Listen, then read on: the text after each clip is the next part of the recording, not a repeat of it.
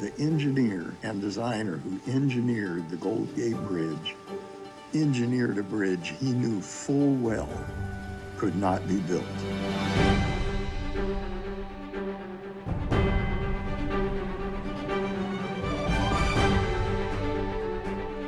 But he had complete faith in the craftsmen of the time to get the job done, and we did. I'm Eric Hollenbeck. I own and operate Blue Ox Millworks and Community School in the Redwood Forest.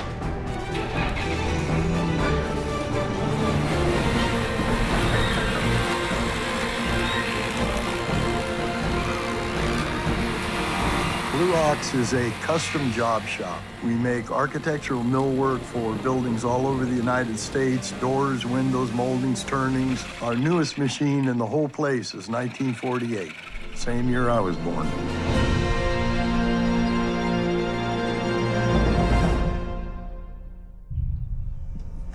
Corner blocks. I did 1,200 of these by hand. You want to see one done?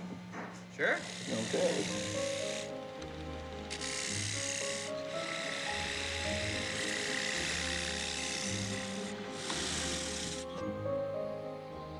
I still got it, huh? Well, if this tree is 1,800 years old, yeah, Rome would have been going okay. I think I'm a wood person. We're wood people up here. We're using the same kind of equipment that the original guys used. Clear back when, well, when my grandfather's grandfather would have been doing this. I liken it to a train going down the road. Well, as the train's going down the track, the train of society, it's scooping up information, scooping up, scooping up, scooping up, scooping up as it goes down the track. For some reason, the train can only hold so much information. I don't know why. And the guy on the caboose, he's throwing the information off as fast as he can to make room for new information coming on the front. And the problem with that is that the information we're throwing off is the information it took us 25,000 years to glean. We first had the idea of the school 25 years ago. These are kids that would not otherwise be in school. Starting at the top is the public school system. If you get kicked out of there, you go to continuation high school. If you get kicked out of that, you go to locally here, Zoe Barnum. If you get kicked out of that, the last rung of the ladder is called court-ordered community school. And that's what these students are. And they're great kids. There isn't anything wrong with them. They're just doers and not sitters. Every single time I see wood or something, I'll just try to make something out of it. Let me see. All right. Oh, nice. I fought my way through school. So I get these kids. I get that when you can't fit in, then you got to look for some other way to fit in. And that ain't always pleasant. So at the shop, they get to fit in. They get to fit in just being themselves. They get to fit in by making something.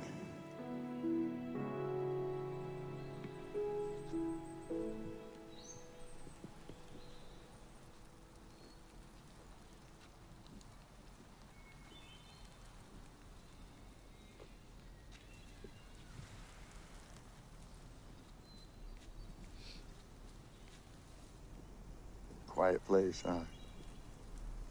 Even with my ringing in the ears, it's quiet. It makes the ringing in the ears go away. I ran away from the monsters for 45 years, and I ran a damn good race.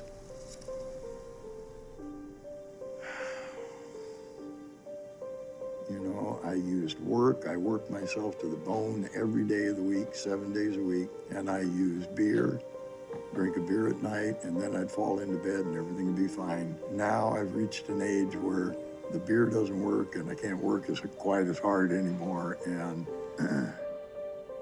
I am a veteran. I'm a frontline infantry veteran. I was in some of the heaviest combat in Vietnam at a month and a half into 19 years old. I got two Erics going on all the time. I've got a 65-year-old Eric, and I have an 18-year-old scared to death little kid. You take a spring and you bend the coil spring. You can try and bend it back, and you can get it close, but you can never get that spring back to where it originally was. And that's what happened to all of us. We got bent. I see now at 65 that that's what I did. I built my own island. I built my own island I didn't have to get off of. That's why we got a blacksmith shop. That's why we got a machine shop. That's why we got a sawmill and a molder building and a foundry and all the other things, so that I don't got to go to the store. I don't got to go to no place. I just make whatever I got to make. Why don't you want to go out there? Because I don't fit. It's not that and me aren't a good fit. In 45 years, I have bent the spring back without snapping it as close to what it was as I can get it, but it don't never come back.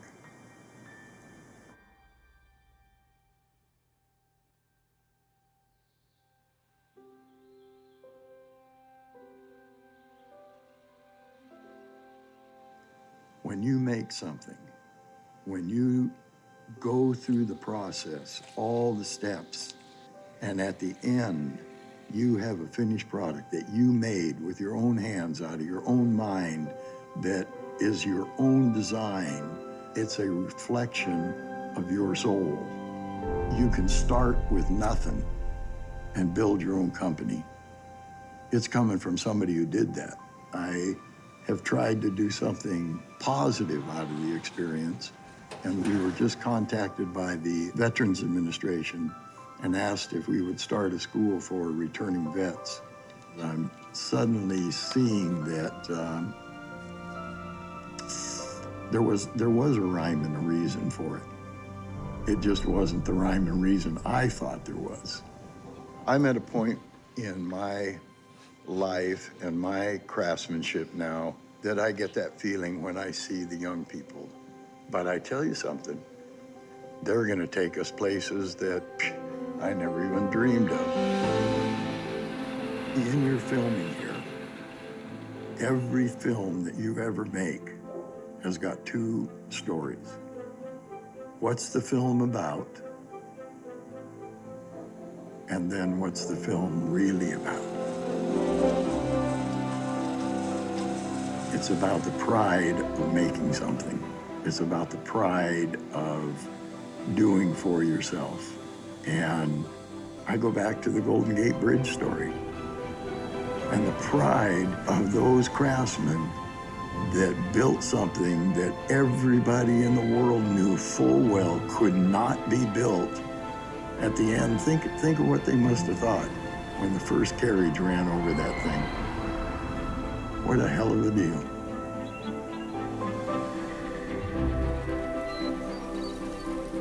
In the whole world, there's only two kinds of jobs.